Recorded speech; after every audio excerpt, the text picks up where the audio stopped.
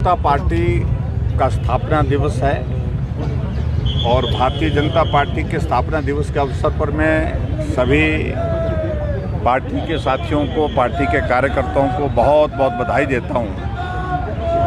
आज हमारे हिमाचल प्रदेश में युवा मोर्चा की ओर से तय किया गया कि स्थापना दिवस के इस अवसर पर हम बाइक रैली निकालेंगे और उसी के संदर्भ में आज मंडी में यहाँ आकर के मुझे भी अवसर प्राप्त हुआ युवा मोर्चा के साथियों के साथ बाइक पर सवार होकर के शहर का चक्कर मारने का।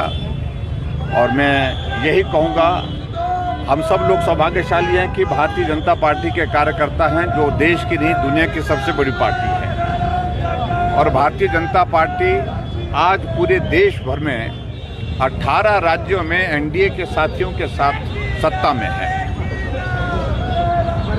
और भारतीय जनता पार्टी का नेतृत्व नरेंद्र मोदी जी के रूप में सरकार जो केंद्र की है उनके नेतृत्व में आगे बढ़कर के हम काम कर रहे हैं। और हमारे लिए प्रसन्नता का विषय है कि नरेंद्र मोदी जी दुनिया के सबसे लोकप्रिय नेता हैं, सबसे मजबूत नेता हैं। और इस बार लोकसभा के चुनाव का ये दौर जो चला है, एक दशक नरेंद्र मोदी जी के नेतृत्व में भारत कई मुकाम हासिल कर चुका है और दूसरे दशक की दस्तक दे करके हम अगली शुरुआत कर रहे हैं। हिमाचल प्रदेश से भारतीय जनता पार्टी चारों लोकसभा की सीट में 2014 में जीते, 2019 में जीते और 2024 में भी चारों सीटों पर विजय हासिल करेंगे। मनोज सिंघवी ने हाई कोर्ट में याचिका दायर की है कि राज्यसभा के जो चुनाव हुए थे उनको रद्द किया जाए, चुनौती दी है। देखिए, वो टेक्निकल ग्राउंड्स पर उनने बात कही है। जो पर्ची डालने का उसमें जो प्रोसेस है उस सारी चीज़ को लेकर के किसी भी व्यक्ति को अपना कानूनी रास्ता अख्तियार करके न्याय के लिए या अपनी बात रखने के लिए वो अधिकार है एक नागरिक का। उस अधिकार के प्रति मुझे कुछ नहीं कहना है। लेकिन हिमाचल प्रदेश में राज्यसभा के चुनाव की प्रक्रिया संपन्न हो चुकी है और संपन्न होने के बाद रिजल्ट डिक्लेयर हो चुका है।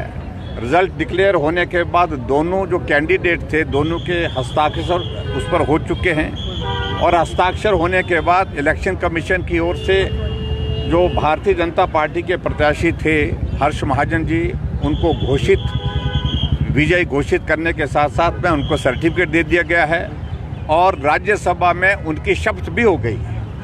इसलिए उन सारी चीज़ों पर मुझे आज, क्योंकि कानूनी बातें हैं, उन बातों पर मैं टेक्निकल चीज़ों पर जाना नहीं चाहूँगा। लेकिन हिमाचल प्रदेश में जीत भारतीय जनता पार्टी की हुई है। जो कांग्रेस के नेताओं को जो है वो बहुत परेशानी में डाले हुए है, बहुत पीड़ा दिए हुए है और स्वाभाविक रूप से इसलिए वो अपनी हताशा, निराशा को कई तरीकों से निकालने की कोशिश कर रहे हैं। बागी विधायक जो भारतीय जनता पार्टी में शामिल हुए हैं, मुख्यमंत्री का आरोप है, बागी विधायक जो 6 बागी विधायक हैं कांग्रेस पार्टी के, तो मुख्यमंत्री ने आरोप लगाया है कि 14 करोड़ रुपए में उन्होंने अपना ईमान बेचा। देखिए, ऐसा है कि उसमें सभी विधायकों जिनके वो जिक्र कर रहे हैं उनकी ओर से लीगल नोटिस जा चुका है। मानहानि का दावा उनने किया है और मुझे लगता है कि मुख्यमंत्री को परहेज करना चाहिए। सबूत हैं तो प्रस्तुत करें और अगर सबूत नहीं है तो एक जिम्मेदार पद पर होने के बाद इस प्रकार से उनको कहना नहीं चाहिए। और वैसे भी पूरे देश में मॉडल कोड ऑफ कंडक्ट लगा है और इस प्रकार से सीधा आरोप व्यक्तिगत रूप से किसी पर लगाना ये उनकी हताशा है, निराशा है। और जिस तरह से उन्होंने ऊना में जा कर के कुटलैहड़ में एक वहाँ के जो विधायक थे उनके खिलाफ टिप्पणी की है और वो एक तरह की मुख्यमंत्री की ओर से धमकी है। अब हमारी भाषा में, पहाड़ी भाषा में कि भी भुट्टो को कुटो, तो इसका मतलब क्या होता है? तो कूटने के लिए है क्या? आखिरकार वो क्या चाहते हैं? तो इसलिए बहुत हताशा है, निराशा है। ये सरकार जा चुकी है। सिर्फ टेक्निकल ग्राउंड्स पर थोड़ी सी जो चीज़ें हैं जिस पर सत्ता में है, मैं यही कहूँगा, नैतिक अधिकार कांग्रेस पार्टी सत्ता में रहने का खो चुकी है।